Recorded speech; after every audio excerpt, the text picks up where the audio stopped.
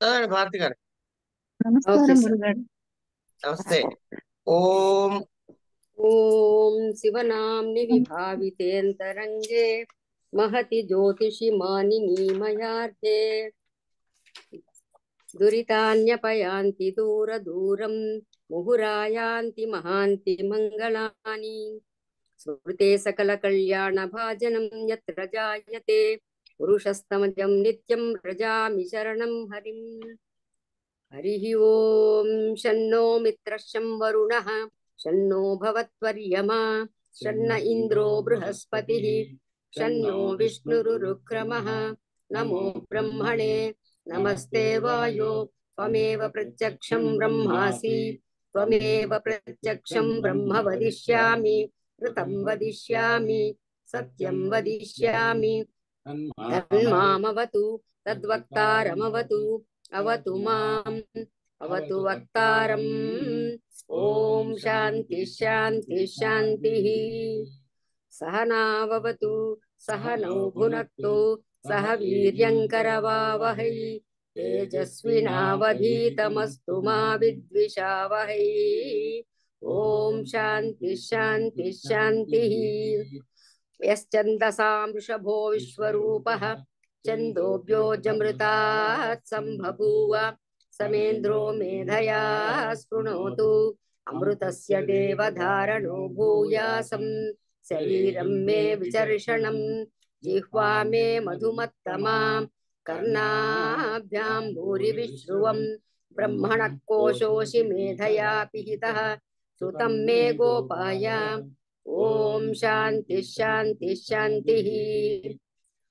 అహం వృక్షశ్చరేరివ కీర్తిపృష్టం గిరేరివ ఊర్ధ్వ పవిత్రో వాజినీవ స్వమృతమస్మి ద్రవిణగం సువర్చసం సుమేధా అమృతోక్షితః ఇది త్రిశంకోర్వేదానువచనం. ఓం శాంతి శాంతి శాంతి. పూర్ణమదః పూర్ణమిదం పూర్ణాత్ పూర్ణముదచ్యతే పూర్ణస్య పూర్ణమాదాయ పూర్ణమేవావశిష్యతే. ఓం శాంతి శాంతి శాంతి. ఆప్యాయంతు మమాంగాని వాక్పాణి చక్షుశ్రోత్రమథో బలమింద్రియాణి చ సర్వాణి సర్వం బ్రహ్మోపనిషదం మాహం బ్రహ్మ నిరాకుర్యాం మా బ్రహ్మ నిర్మాకరోత్ నిరాకరణమస్త్వ నిరాకరణమే అస్తు తదాత్మని నిరతే ఉపనిషత్సు ధర్మా ते मयि संतु. ओम शांति शांति शांति. वांग मे मनसि प्रतिष्ठिता मनो मे वाचि प्रतिष्ठितम् आविराविर्मयेधि वेदस्य माणीस्तः श्रुतं मे मा प्रहासीः अनेनाधीतेना होरात्रान् संददामि ऋतं वदिष्यामि सत्यं वदिष्यामि तन्मामवतु तद्वक्तारमवतु अवतु माम् अवतु वक्तारम्. ओम शांति शांति शांति. ओम भद्रं नो अपि वातयमनः. ओम शांति शांति शांति. ओम भद्रं कर्णेभिः शृणुयाम देवाः भद्रं पश्येमाक्षभिर्यजत्राः स्थिरैरङ्गैस्तुष्टुवागंसस्तनूभिः व्यसेम देवहितं यदायुः. स्वस्ति न इंद्रो वृद्धश्रवाः स्वस्ति न पूषा विश्ववेदाः स्वस्ति नस्तार्क्ष्यो अरिष्टनेमिः स्वस्ति नो बृहस्पतिर्ददातु. ओम शांति शांति शांति. ओम नमो ब्रह्मादिभ्यो ब्रह्म विद्या संप्रदाय कर्तृभ्यो वंश ऋषिभ्यो नमो गुरुभ्यः. सर्वोपप्लवरहित प्रज्ञान गणः प्रत्यगर्धो ब्रह्मैवाहमस्मि. अतिहि भो भगवः. सदाशिवसमारम्भां शङ्कराचार्यमध्यमाम् अस्मदाचार्यपर्यन्तां वन्दे गुरुपरम्पराम्. కొద్దిగా స్లోగా చదవండి అమ్మా. ఏం సార్? కొద్దిగా స్లోగా చదవండి. అలాగే. నారాయణం పద్మభువం వసిష్ఠం శక్తిం చ తత్పుత్ర పరాశరం చ వ్యాసం శుకం గౌడపదం మహాంతం గోవింద యోగీంద్రమధాస్య శిష్యం శ్రీశంకరాచార్యమధాస్య పద్మపాదం చ హస్తామలకం చ శిష్యం तं तोटकं वार्तिककारमन्यान् अस्माद् गुरुं सन्ततमानतोऽस्मि श्रुतिस्मृतिपुराणानाम् आलयं करुणालयं नमामि भगवत्पादं शङ्करं लोकशङ्करं यदविद्याविलासेन भूतभौतिकसृष्टयः तं नौमि परमात्मानं सच्चिदानन्दविग्रहं शङ्करं शङ्कराचार्यं केशवं बादरायणं सूत्रभाष्यकृतौ वन्दे भगवन्तौ पुनः पुनः। अथ श्रीदक्षिणामूर्तिस्तोत्रम् मौनव्याख्या प्रकटितपरब्रह्मतत्त्वं युवानं वसिष्ठान्ते वसदृशिगणैरावृतं ब्रह्मनिष्ठैः आचार्येन्द्रं करकलितचिन्मुद्रमानन्दमूर्तिं स्वात्मा रामं मुदितवदनं दक्षिणामूर्तिमीडे विश्वं दर्पणदृश्यमाननगरी तुल्यं निजान्तर्गतं पश्यन्नात्मनि मायया बहिर्गोद्भूतं यथा निद्रया यः साक्षात् कुरुते प्रबोधसमये स्वात्मानमेवाद्वयं तस्मै श्रीगुरुमूर्तये नमः इदं श्रीदक्षिणामूर्तये बीजस्यान्तरिवां कुरो जगदिदं प्राङ्निर्विकल्पं पुनः मायाकल्पितदेशकालकलना वैचित्रचित्रीकृतम् मायावीव विजृम्भयत्यपि महायोगी वयस्वेच्छया तस्मै श्रीगुरुमूर्तये नमः इदं श्रीदक्षिणामूर्तये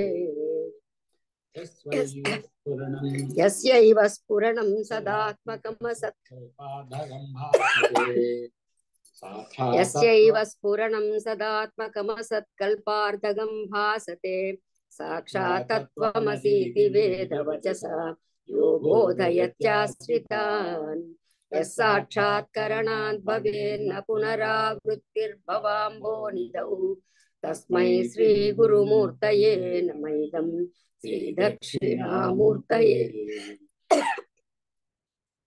नानाचित्रघटोदरस्थितमहादीपप्रभाभास्वरं ज्ञानं यस्य तु चक्षुरादिकरणद्वारा बहिस्पन्दते जानामीति तमेव भान्तमनुभाते तत्समस्तं जगत् तस्मै श्रीगुरुमूर्तये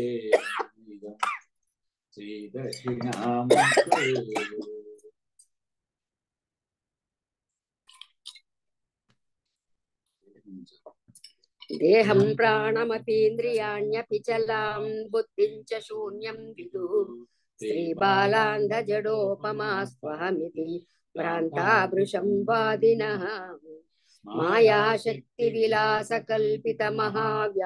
मायाशक्तिविलासकल्पितमहाव्यामोहसंहारिणे तस्मै श्रीगुरुमूर्तये नमः इदं श्रीदक्षिणामूर्तये राहुग्रस्तदिवाकरेन्द्रसदृशो मायासमाच्छादनात् सन्मात्रः करणोपसंहरणतो योगोऽप्सुषुप्तुः पुमान् प्रागस्वाप्स्यमिति प्रबोधसमये यः प्रत्यभिज्ञायते तस्मै श्रीगुरुमूर्तये नमः इदं श्रीदक्षिणामूर्तये बाल्यादिष्वपि जाग्रदादिषु तथा सर्वास्वस्थास्वपि व्यावृत्तास्वनुवर्तमानमहमित्यन्तः सदा स्वात्मानं प्रकटीकरोति भजतां यो भद्रया मुद्रया तस्मै श्रीगुरुमूर्तये नमः इदं श्रीदक्षिणामूर्तये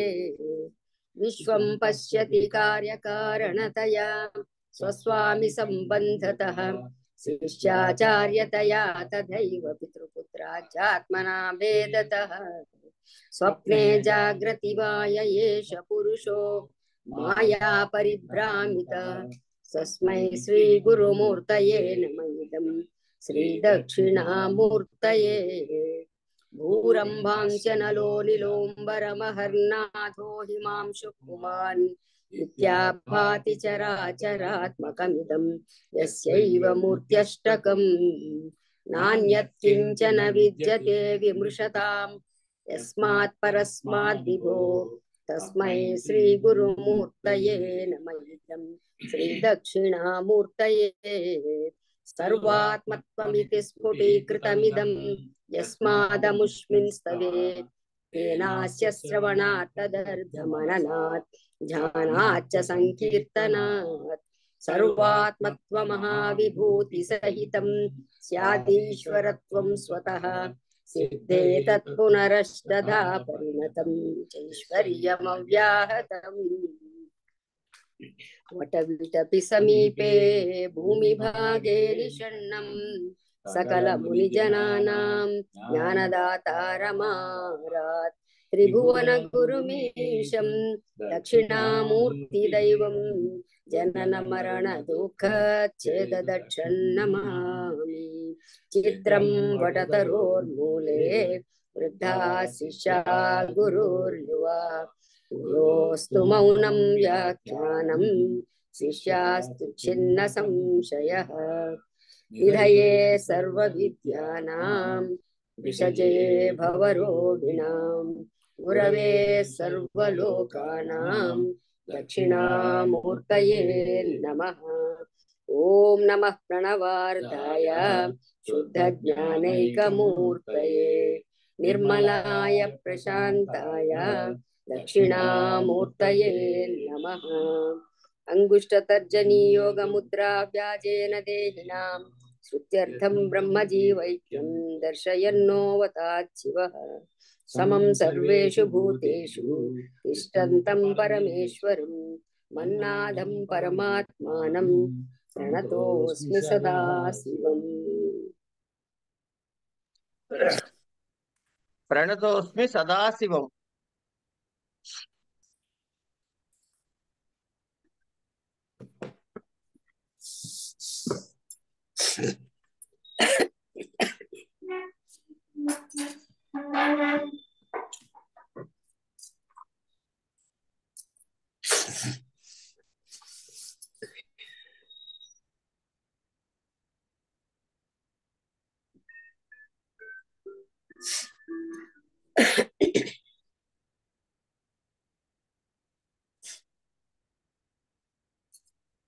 శ్రీ సంజయ ఉవాచ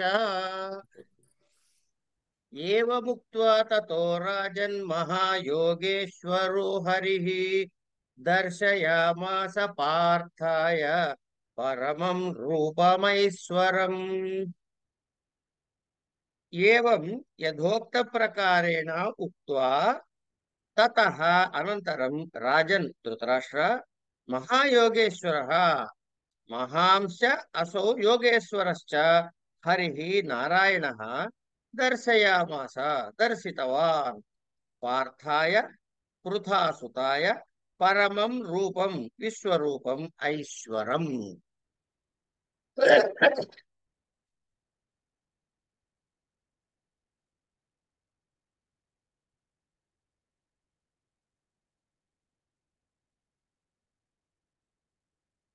అర్జునుడికి ఈ విధంగా చెప్పినటువంటి మహాయోగేశ్వరేశ్వరుడైనటువంటి శ్రీకృష్ణ పరమాత్మ తన విశ్వరూపాన్ని చూపించటం, ఐశ్వరం తనదైనటువంటి ఈశశక్తి యొక్క విశేషాన్ని చూపిస్తున్నాడు. దివ్యమైన రూపమును చూపాడు. ఆ స్వరూపం అర్జునుడు చూసి విస్మయావిష్టుడైనాడు. అంటే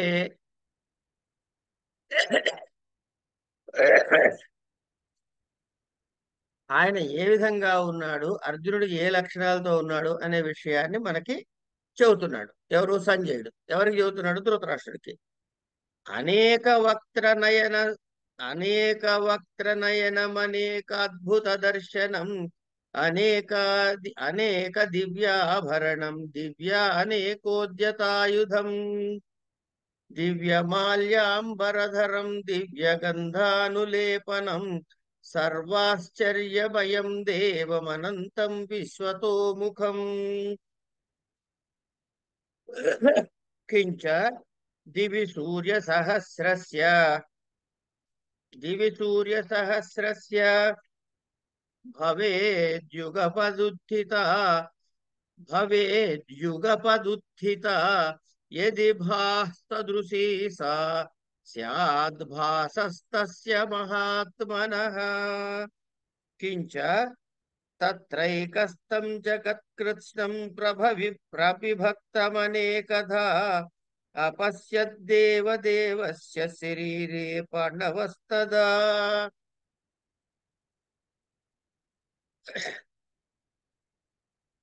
తత్ర తస్మిన్ విశ్వరూపే ఏకస్మిన్ స్థితం తతః స విస్మయావిష్టో హృష్టరోమా ధనంజయ ప్రణమ్య శిరసా దేవం కృతాంజలిరభాషత అని ఇక్కడి వరకు సంజయుడు అన్నాడు. తర్వాత అర్జున ఉవాచ తతః స విస్మయావిష్టో హృష్టరోమా ధనంజయ ప్రణమ్య శిరసా దేవం కృతాంజలిరభాషత. అది అనేక వక్త్ర నయన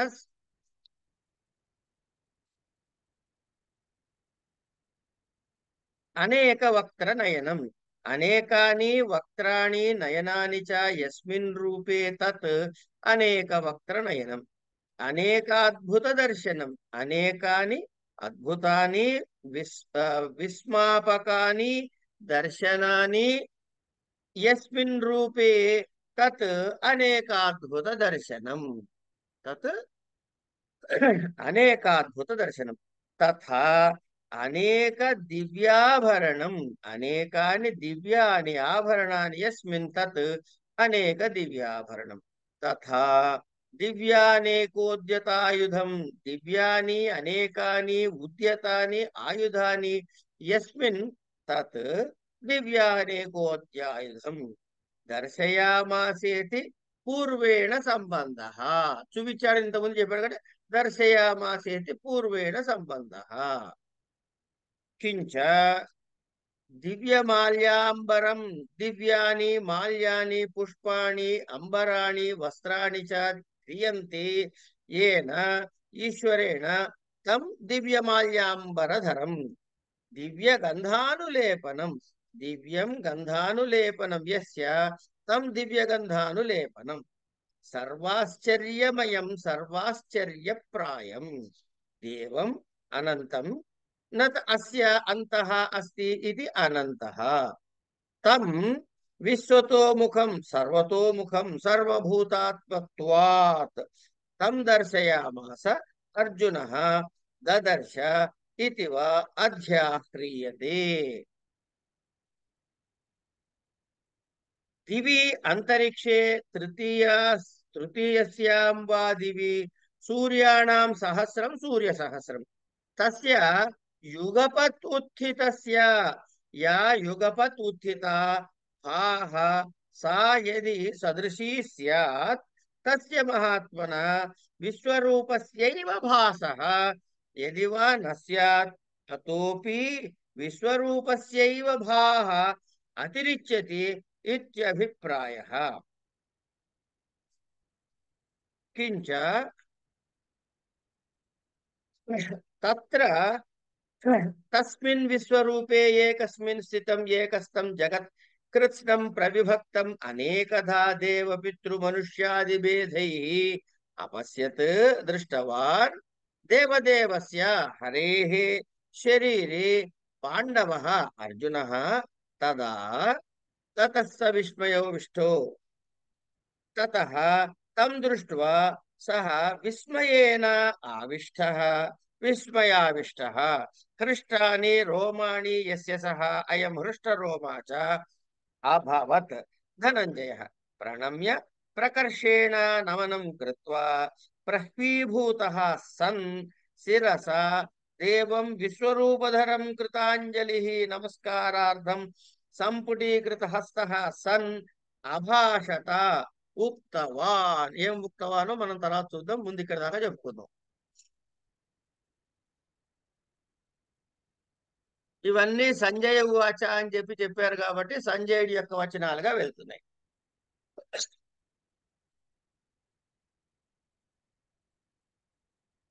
మహాయోగేశ్వరుడైనటువంటి శ్రీకృష్ణ పరమాత్మ అర్జునుడికి దివ్య రూపాన్ని చూపించి ఆ స్వరూపం అర్జునుడు చూసి విస్మయావిష్టుడై ఈ విధంగా విజ్ఞాపన చేశాడు అని చెప్పడానికి మధ్యలో ఇన్ని విషయాలు చెప్పాడు సంజయుడు ఒక- ఈ శ్లోకాల్లో. అంచేత సంజయుడు ధృతరాష్ట్రుడు ఏం చెప్పాడు? ఓ నాయనా ధృతరాష్ట్ర మహారాజా, జాగ్రత్తగా వినవయ్యా, జాగ్రత్తగా విను. ఏం చెబుతున్నాడు?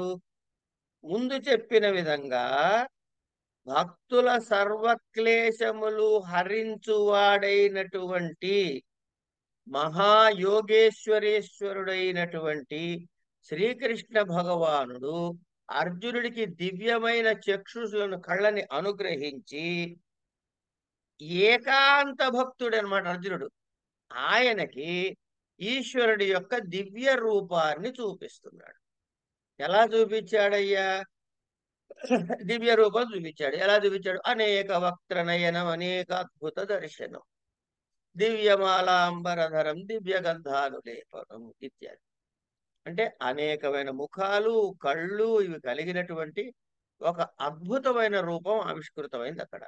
అనేక ముఖాలున్నాయి, అనేకమైనటువంటి కళ్ళున్నాయి, అనేకమైన అద్భుతమైనటువంటి దర్శనాన్ని కలిగింది.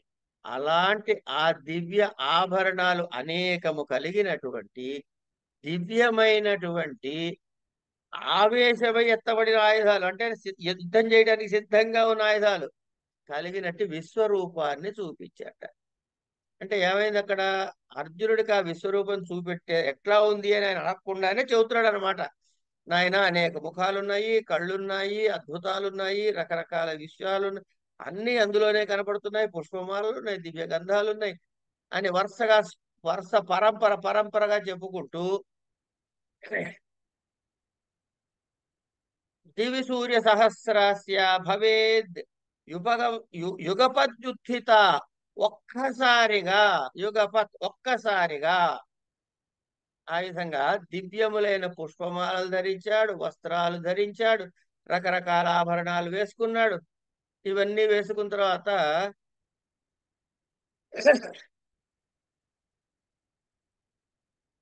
ఆకాశ మధ్యంలో వేయి అంటే అపరిమితమైన, ఎప్పుడైనా కూడాను సహస్ర శబ్దానికి వీటికి అపరిమితమైన అనే అర్థం చెప్పుకోవాలి. ఆయన ఎవరో చెప్పినట్లు, ఏమండి సహస్ర శీర్ష పురుష సహస్రాక్ష సహస్రపాత అన్నారు, ఏమండి సహస్ర శీర్ష పురుష అంటే ఆయనకి 1000 తలకాయలు ఉన్నాయి. సహస్రాక్ష అంటే ఆయనకి ఒక్క కన్నే ఉందా అండి? 2 ఉండాలి మరి. మనిషి ఓ తలకాయ నోడికి 2 కళ్ళు ఉంటాయి. సహస్రాక్ష ఒక్కనే ఉన్నవాడా? సహస్రాక్ష సహస్రపాత ఒక్కాలే ఉన్నవాడా అని అడిగేట. ఒక పిచ్చినైనా సహస్రము అంటే అనేకము అనే అర్థం చెప్పుకోవాలి, కానీ సహస్రం అంటే ఒకటి పక్కన 3 సున్నాలు 1000 మాత్రం కాదు. కనుక అలాంటి ఆ దివ్యం, ఆ దేవత అంటే కాంతి ఎంత విస్తారంగా ఉంది అంటే అది 1000 అపరిమితమైనది. అన్ని సూర్యుల సమూహముల యొక్క కాంతి ఒకటేసారి యుగపత్ ఒకేసారి గనక కనపడితే ఆ విశ్వరూపం యొక్క కాంతి అంత విస్తారంగా ఉంది. అంటే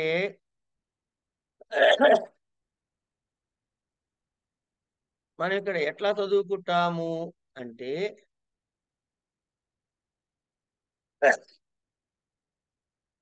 అంత విస్తారమైన కాంతితో అక్కడ స్వామి దర్శనం జరిగింది.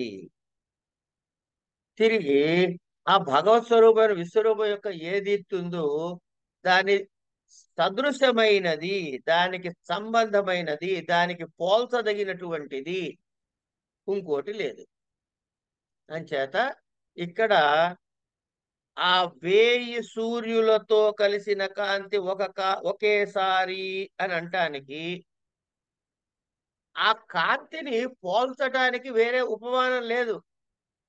ఏమండి ఆమె ముఖం చంద్రబింబము వలె ఉంది అనొచ్చు, అంటే ఓ పోలిక ఉంది కాబట్టి, రౌండ్ గానో తేజస్వంతంగానో ఉంది కాబట్టి. కానీ ఈ విశ్వరూపానికి పోలిక చెప్పేందుకు ఎక్కడుంది? పోలిక చెప్పడానికి ఇంకోటి లేదు. అందుకని ఏం చేశాడు? ఉత్ప్రేక్ష అంటే విస్తారంగా చెప్పాడు. ఏమని? వేయి అనేకమైన సూర్యులు ఒక్కసారి వచ్చారనుకో ఎంత కాంతి ఉంటుంది, ఇగో అంత కాంతిని ఊహించుకో అన్నాడు ఆయన. మనం 1000 అనేకమైన సూర్యులు ఊహించుకోవడమే మనకు రాదు. ఇక విశ్వరూపాన్ని ఎక్కడ ఊహించుకుంటాం? సరే, తత్రైవైకస్తం జగత్కృత్స్నం.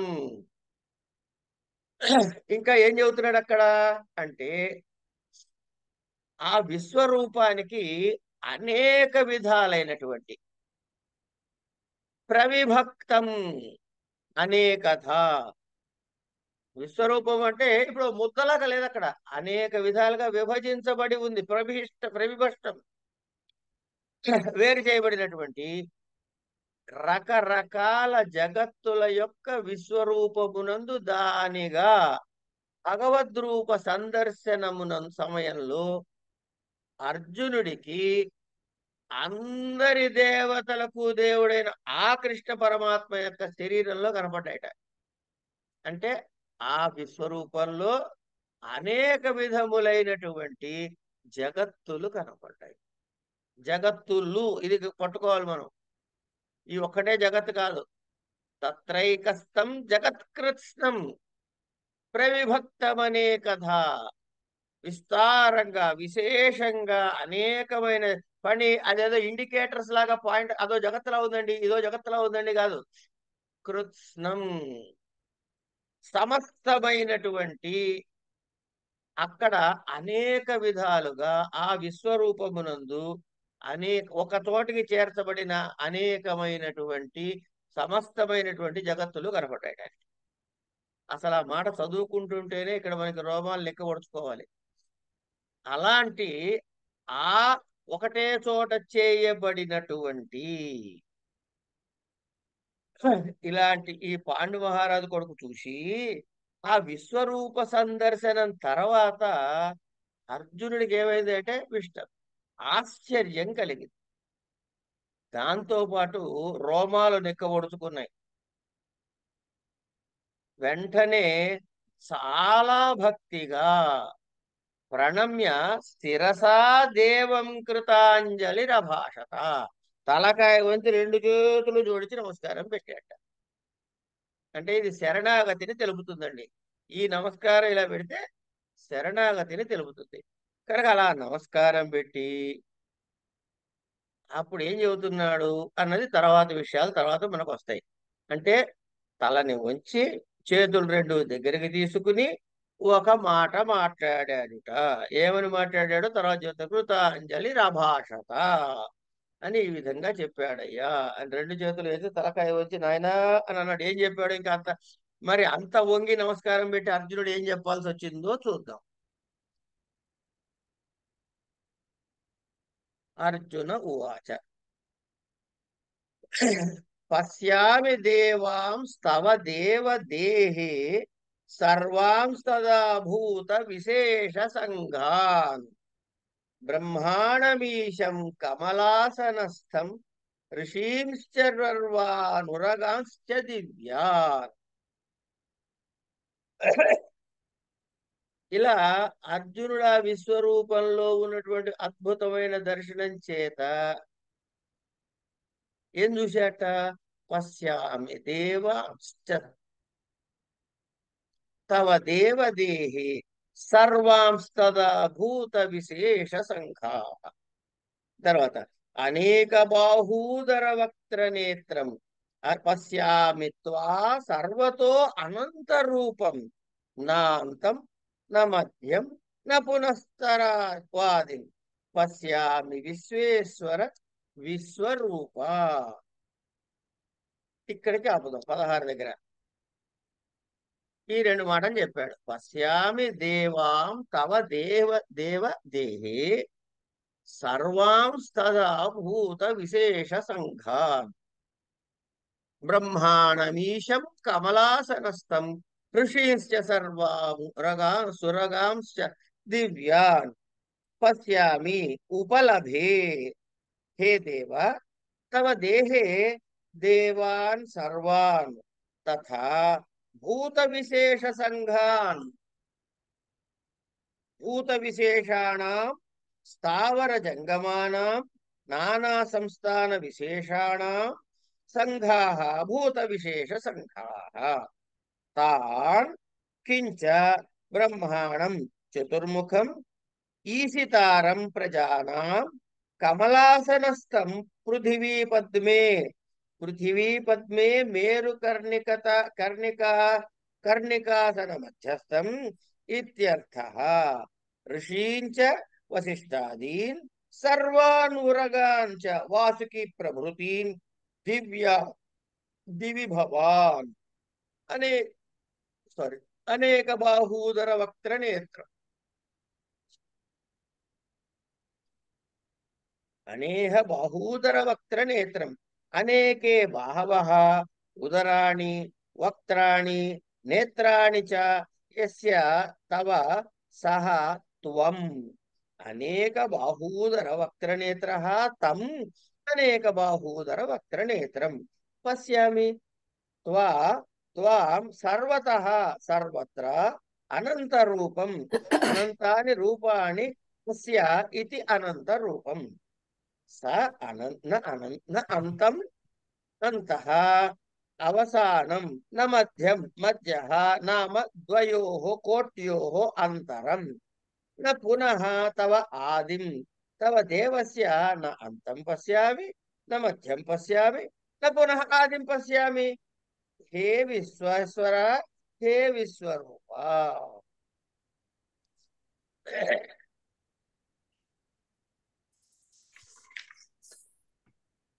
కించ ఇక్కడి నుంచి తర్వాత శ్లోకం చెప్పుకున్నాం కదా, ఇక్కడ దాకా చూడండి.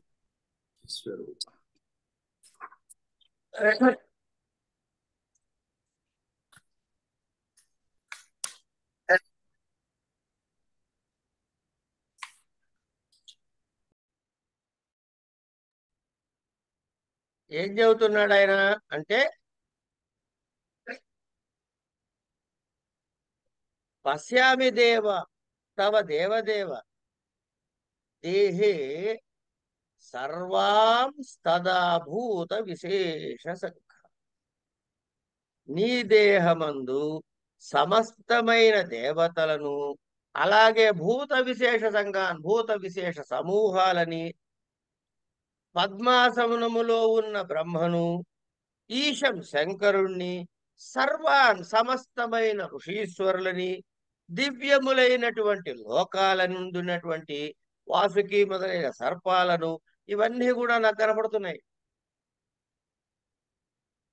ఏమండి, ఇవన్నీ కనపడుతున్నాయి అని ఆయన చెబుతూ ఇంకా ఏమంటున్నాడు అంటే,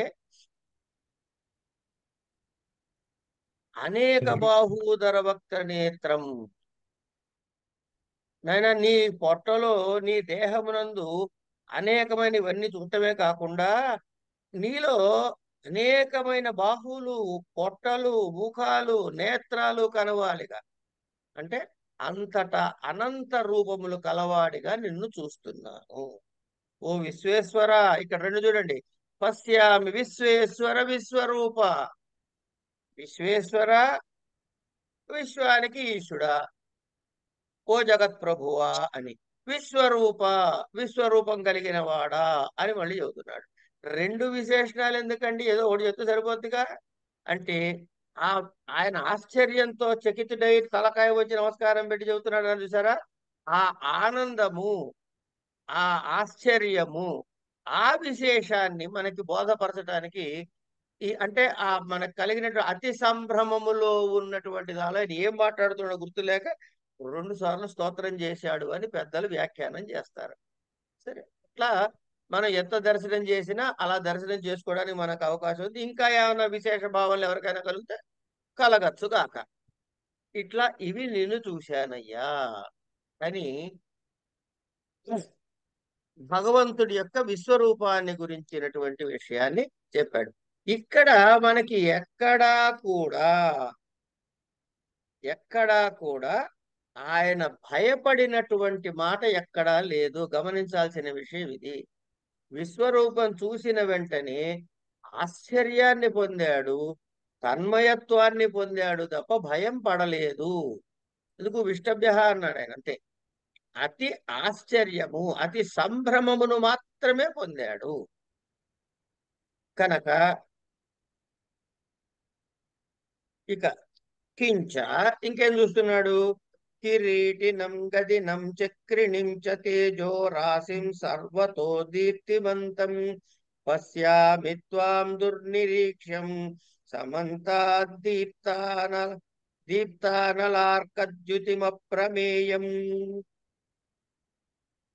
కిరీటినం, కిరీటం నామ శిరోభూషణ విశేష.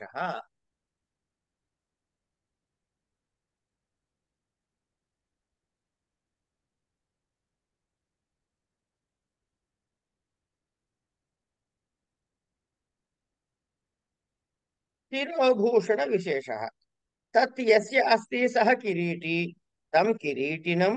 తథా గదినం, గదా యస్య విద్యతే ఇతి గది తం గదినం. తథా చక్రిణం, చక్రం అస్య అస్తి ఇతి చక్రీ తం చక్రిణం. తేజోరాశిం తేజః పుంజం సర్వతో దీప్తిమంతం సర్వతః దీప్తిః యస్య అస్తి సహ సర్వతో దీప్తిమాన్ తం సర్వతో దీప్తిమంతం. పశ్యామి త్వాం దుర్నిరీక్ష్యం దుఃఖేన నిరీక్ష్య దుర్నిరీక్ష్యః తం దుర్నిరీక్ష్యం సమంతాత్ సర్వత్ర దీప్తానలార్కద్యుతిం. అనలశ్చ అర్కశ్చ అనలార్కౌ దీప్తౌ అనలార్కౌ దీప్తానలార్కౌ యయోః దీప్తానలార్కయోః ద్యుతిః ఇవ ద్యుతిః తేజః యస్య తవ సత్వం దీప్తానలార్కద్యుతిః తం దీప్తానలార్కద్యుతిం అప్రమేయం న ప్రమేయం అప్రమేయం అశక్య పరిచ్ఛేద్యం ఇత్యర్థః. దాన్ని రెండు భాగాలు చేసేందుకు అవకాశమే లేదు అని అంటున్నారు. కిరీటినం, కిరీటాలు ధరించినవాడా, ఆయుధాలు ఉన్నవాడా, చక్రాలు పట్టుకున్నవాడా, అంతటా ప్రకాశము కలిగినవాడా. కలిగిన వాడైతే ఏమిటైందిటండి, అంతే సరిపోతుందిగా. కలిగిన వాడు ఓకే, అయితే వాట్ సో వాట్ అనమాట. అంటే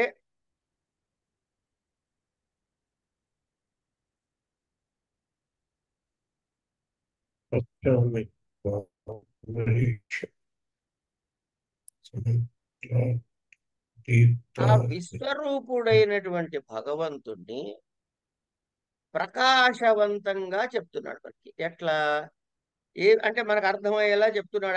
ఆయన వర్ణిస్తున్నాడు. ఆయన కనపడ్డవన్నీ, ఆయన కంటి ముందు ఉన్నవన్నీ. కిరీటం ఉంది, గద ఉంది, శంఖం ఉంది, చక్రం ఉంది. ఇవంతే కాకుండా మొత్తం అంతటా వెలుగుతున్నటువంటి తేజో రాశి స్వరూపుడిగా. అందుకనే ఆ తేజో రాశి ఈయన యొక్క జడశక్త్యాస్తమైనటువంటి చర్మచక్షువులకి గోచరము కాదు. ఆ ఎలా ఉందిట ఆ తేజస్సు, ఎంత ప్రజ్వలిస్తోంది అంటే అగ్ని సూర్యుడు యొక్క కాంతి కలిసిపోయి ఏకకాలములో ఉన్నట్లుగా ఉందిట.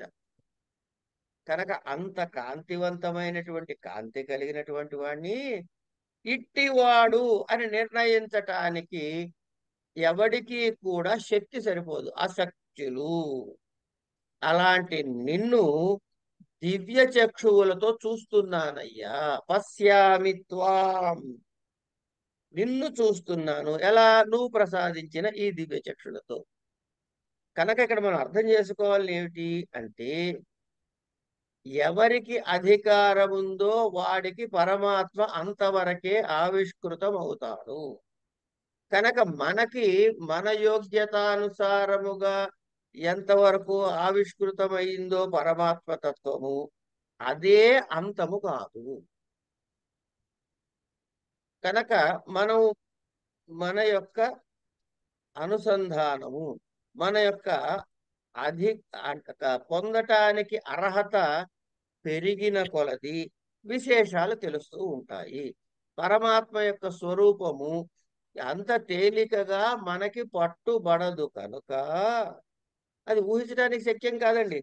అందుకని యతః ఏవతే యోగశక్తి దర్శనాత్ అనుమినోమి త్వమక్షరం పరమం వేదితవ్యం త్వమస్య విశ్వస్య పరం నిధానం త్వమవ్యయశ్శాశ్వత ధర్మగోప్తా సనాతనస్త్వం పురుషో మతో మే.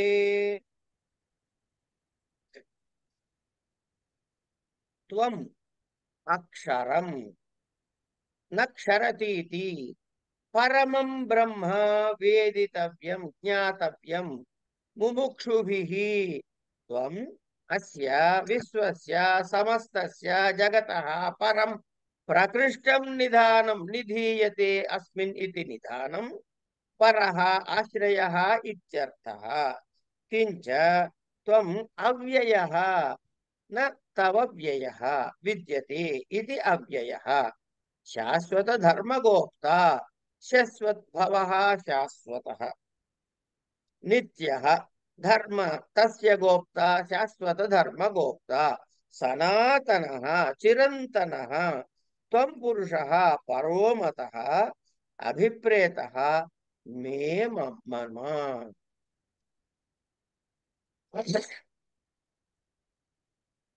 త్వమక్షరం పరమం వేదితవ్యం త్వమస్య విశ్వస్య పరం నిధానం త్వమవ్యయः శాశ్వతః ధర్మగోప్త సనాతనస్త్వం పురుషో మతో మే. నా ఉద్దేశంలో నువ్వు ఇదయ్యా. ఏమిటి నా ఉద్దేశం? నా ఉద్దేశం ఏంటో చెప్తున్నా. త్వం నీవు ముముక్షుభిః ముముక్షువులచే వేదితవ్యం తెలుసుకోదగిన వాడివి. తెలుసుకోదగినటువంటి అక్షరం క్షర లేనటువంటి నాశరహితమైన పరమం పరబ్రహ్మమువు త్వం నీవు అయ్యున్నావు.